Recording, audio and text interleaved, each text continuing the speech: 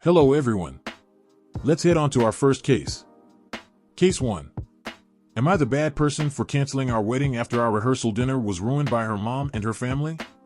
My M39 ex-fiancée, Kelly F40, and I were together for 3 years. We are both divorced and have children from our previous relationships. I had kids with my ex-wife, and Kelly got married really young and divorced after 10 years, then met a guy and got pregnant within weeks, and they tried to work things out, but they couldn't. We did have our challenges, but always managed to pull through. We are both working class, so when I proposed, we both agreed to either have a very small wedding or hold a larger event later because I would need to save up. She doesn't have a job and I would need to save up for over a year. We skipped the big wedding and agreed on a ceremony and reception at her family's home, where her aunts live. Kelly and I planned for a very simple wedding to take place in the space at her family's backyard and the garage. Because I was paying for almost everything, they offered to let us use the space as our venue at no cost. So I purchased the alcohol with exception to a few cases of beer and paid for the rental chairs and tables. My groomsmen chipped in with a few things while I noticed that her family was very laid back. Don't get me wrong, it was my wedding and our responsibility. But I noticed that she slowly began listening to them and wanted a few things that were not in our budget. So she wanted a floral arch, and I managed to get one. Her mom began pushing for more stuff to accommodate her family's ideas. We agreed on a bakery cake, and Mil twisted her lips in disapproval. Those things felt annoying but manageable. Fast forward, and her big brother Justin, M47, got depressed because he got dumped. The official story is that his wealthy, itchy ex-GF decided to dump him and treated him badly. I regretted letting him stay with us after I learned that he cheated on his ex. This bothered me a lot since his ex helped him out many times and did lots of things for his kids. Zero trust after that. Kelly and her siblings think that he's God because he took over the paternal role when her parents got divorced. They give him way too much credit. The guy can't hold a job, can't even guide his children right, and does lots of entertainment parenting but doesn't teach them responsibility. I can't stand him, and Kelly knows it. He can talk about his life during his 20s for a whole day, and it's always about how women chased him, how an ex-GF tried to live herself, how women had cat fights over him. I had to confront him about these weird stories to make him shut up. As the wedding approached, it became more difficult to get Kelly's attention in our relationship. She started taking him on drives to check on his ex. I objected to this. Then he would constantly interrupt us to bring updates on his ex. He only wanted to apply to online jobs and ended up trying to enroll me in something that didn't look serious at all.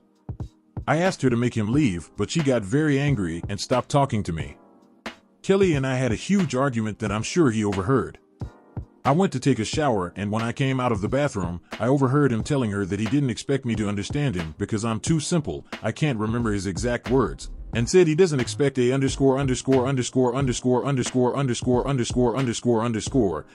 my job to understand his life. I immediately confronted him, and not only did she deny everything I heard, but she basically took his side. I kicked him out and drove him to Mills with all his things. That was 4 months ago, and her family never treated me the same. We had our rehearsal dinner, which was supposed to be a very small gathering. My kids and her kids were present, as well as my parents and maybe 10 other people on my side.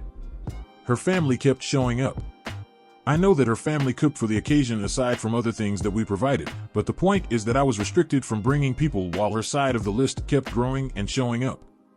The worst part is that her mother got drunk. My family are very low-key and a bit shy, and Mil is a belligerent drunk and started to act vulgar. I took her comments about me and Justin in stride just to keep the peace, but my family felt uncomfortable and I knew that she was trying to insult me. I pulled Kelly aside about 4 times to ask her to control her mother. To her credit, she tried to get her mom to sit down. Her family, older aunt and 2 cousins, also got drunk and got pretty loud. By the time we were supposed to show some pictures on the monitor, nobody was paying attention and Justin was telling jokes and acting like the event was about him. The chairs had been pulled away from the tables and the burgers and hot dogs intended for the kids were missing. I asked my parents to take my kids home, and after raging inside for the whole night, I decided to ask my friends to help me load all the alcohol and stuff that I had contributed that were physically kept at her family's home into our cars. Everyone went quiet after that. It was a complete shit show. Kelly started crying and promised that her family would apologize. I didn't want to talk because her family used our rehearsal to party on my dime. I went to stay with a friend. From all this, what hurts the most is that hers and my kids had to see the drunken spectacle and my parents had to see me in an embarrassing situation. Kelly and I talked. She was very eager to fix things, but while I still love her, I don't see myself repeating the experience. I knew her family wasn't perfect and of course mine isn't either, but I had very little support from her. She says that her family were just being a big families talking among themselves and being loud, and that while she understood that I was offended, I caused a scene and she didn't disown me. I haven't been able to sleep because I feel empty and alone. It took a lot from me, but I decided that we should cancel the wedding. I never want to see her mom or her brother again, and I will never ask her to cut them off because despite everything, it's not fair and she will hate me. Also, she would never do it, and the fact that my parents said they would support whatever I decided, but they would prefer not to attend my wedding but would go anyway because they wouldn't do that to me really stung. So my family was ignored and I was treated poorly, and I'm supposed to act like nothing happened?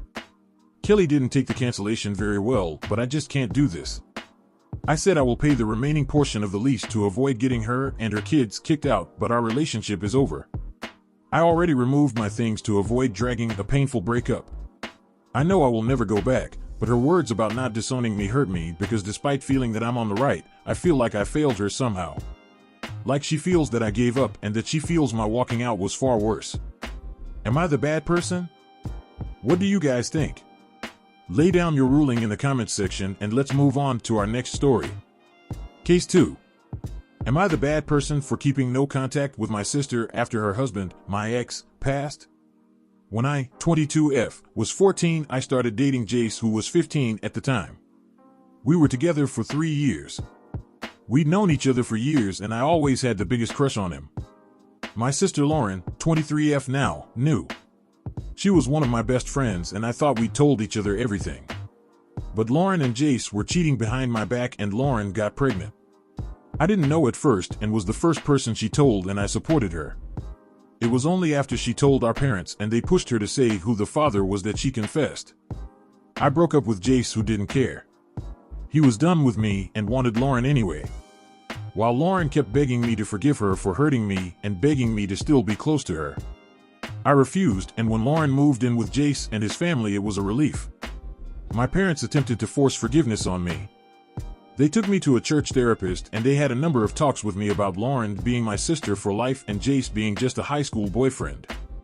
All it did was push me away from my parents, and when I turned 18, I moved in with my grandma.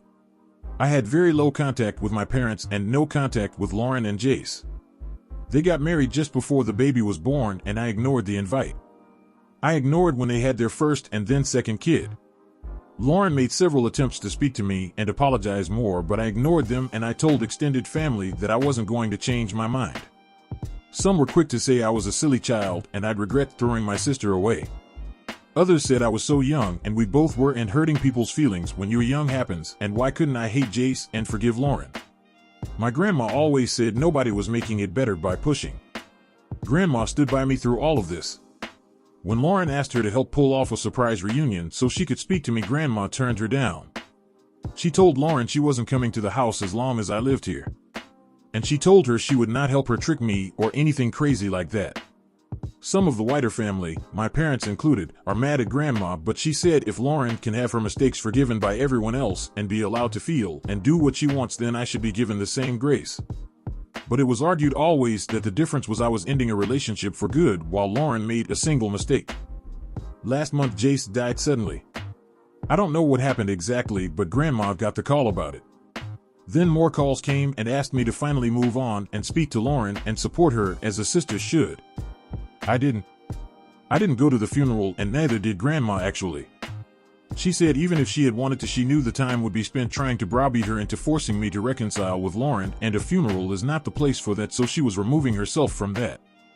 Grandma has been getting shit from so many people in the family who think I should have let go of the no contact now that Jace is dead.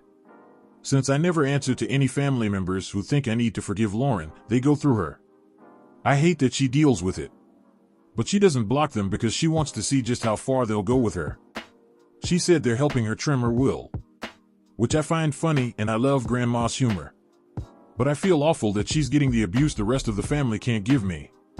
It made me want to ask if I'm TA for keeping the no contact going with Lauren and if people outside my family think I'm a monster.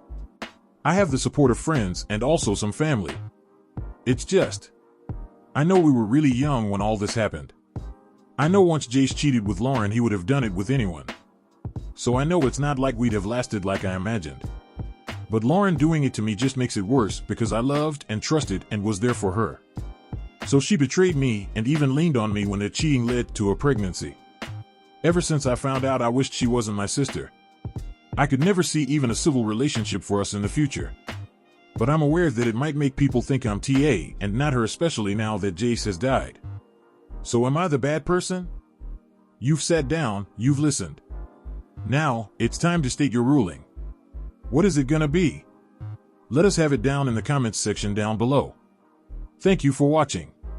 Please like this video if you enjoyed it and subscribe for more cases like these. In life, we may run, but we can never hide from true justice. Stay safe, everyone.